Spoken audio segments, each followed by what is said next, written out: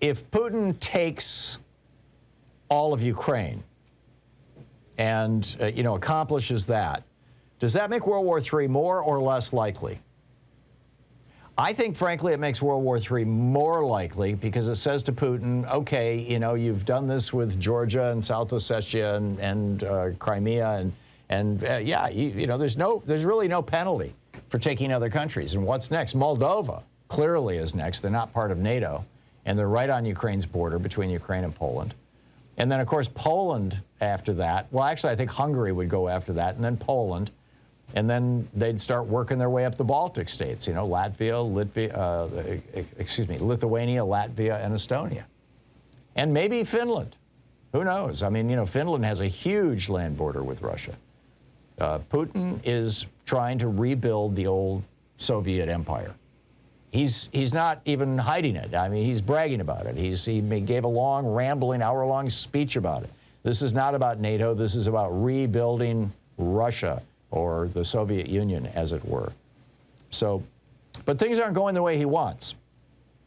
And personally, I'm of the opinion if we stop Putin in Ukraine and either negotiate a settlement or expel him, and I think that the negotiated settlement is more likely unless he gets brought down by an internal coup or something, some sort of palace intrigue.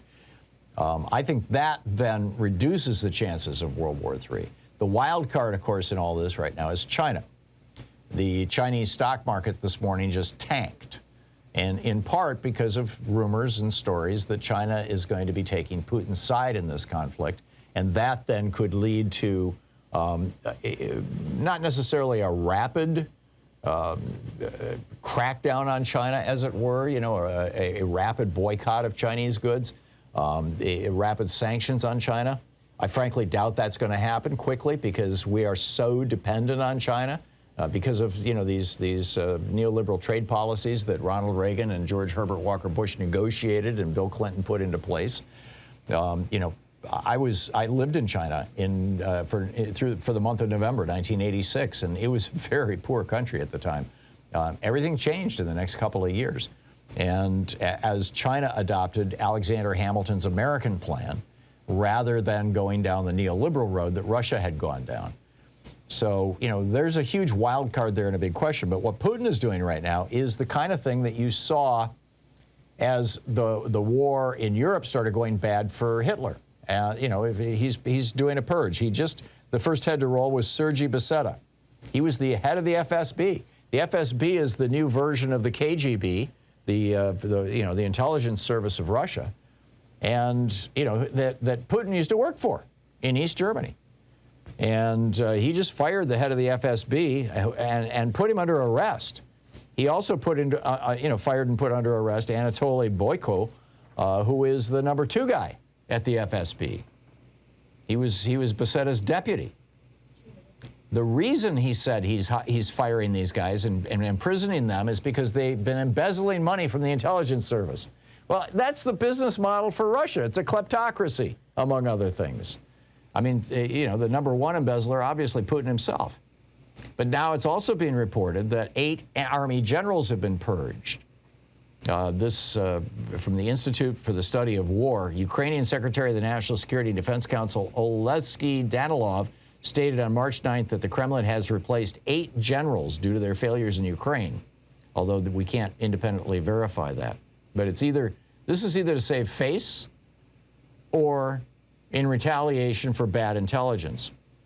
And he's ratcheting up the suppression of the American public. So what else is happening? Well, this is amazing. Just hours after Marina Avsenikova,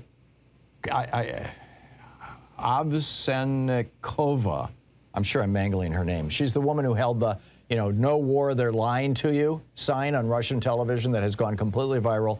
Right after she was arrested, a member of parliament, Oleg Matveyev, showed another clip of Tucker Carlson. They're playing Tucker Carlson like wall to wall on Russian state media all the time. And then he went on to say, after Ukraine's demilitarization is complete, we're going to raise the stakes. We're going to lift all the sanctions, the dissolution of NATO because the presence of NATO is getting in our way, extradition of war criminals like Zelensky and Poroshenko. We should be thinking about reparations to Russia for the damage caused by the sanctions, the return of all Russian properties which have been seized by the United States. At that point, the host said, "Are you including Alaska?" And he said, "That was my next point, as well as the Antarctic. We discovered them. They belong to us."